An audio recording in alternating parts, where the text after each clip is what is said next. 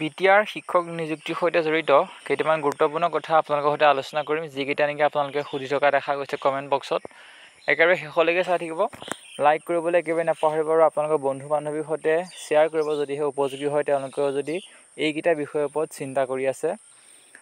Code of conduct লগাৰ কাৰণে BTC যি ভেৰিফিকেশ্যন প্ৰক্ৰিয়া বন্ধ হৈছিলে সেয়া হয়তো সকলোৱে গম পায়।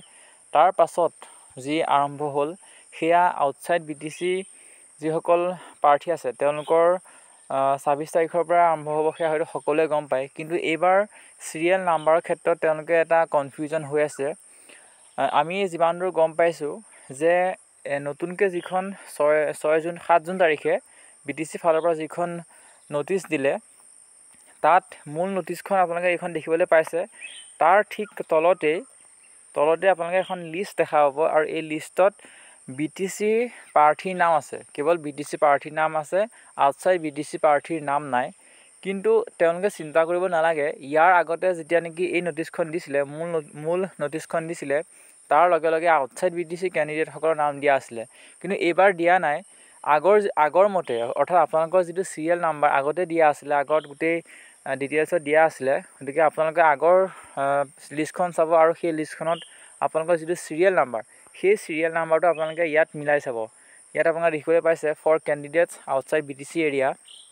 ইয়াত আপোনালোকে চিৰিয়েল নাম্বাৰবোৰ আপোনালোকে চাব আৰু আগৰ মতে সেইটো মিলাই সেইটো ডেটত দিয়া আছে 26 তাৰিখৰ পৰা 1 জুলাইলৈকে ভেৰিফিকেশ্যন হ'ব। সকলো নিজৰ তাৰিখ মতে আহিব আৰু যিসমূহ লাগতিয়াল ডকুমেণ্ট, সেই লাগতিয়াল ডকুমেণ্টসমূহৰ যদি আপোনালোকৰ নাম ঠিকনা কিবা খেলি মেলি হৈ আছে সেইসমূহ শুধৰাবলৈ একেবাৰে নপাহৰিব। কাৰণ ভেৰিফিকেশ্যন যদিহে ভালকৈ কৰে তেতিয়াহ'লে নামৰ ক্ষেত্ৰত বিশেষকৈ বহুত বেছি গুৰুত্ব দিব লাগে। বহুতে সুধি আছে স্মল ফেমিলি এফিডেভিটৰ কথা, যিয়ে নেকি মেৰিট বিবাহিত তেওঁলোকৰ কাৰণেহে এইখন চাৰ্টিফিকেট লাগে, সকলোৰে কাৰণে নালাগে। বহুতে সুধি আছে সকলোৰে কাৰণে লাগে বুলি।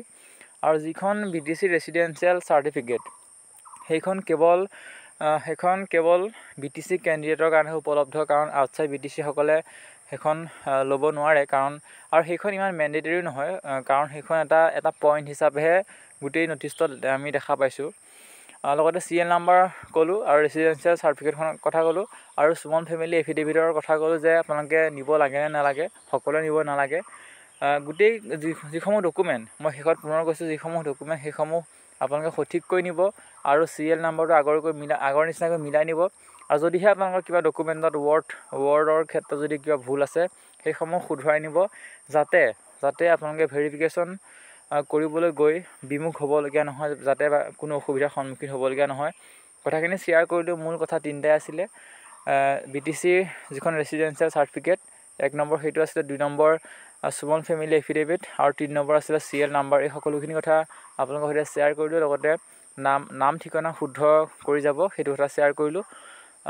আশা কৰোঁ আপোনালোকে উপকৃত হ'ব আৰু লাইক কৰিব। পুনৰ লগ পাম। ধন্যবাদ।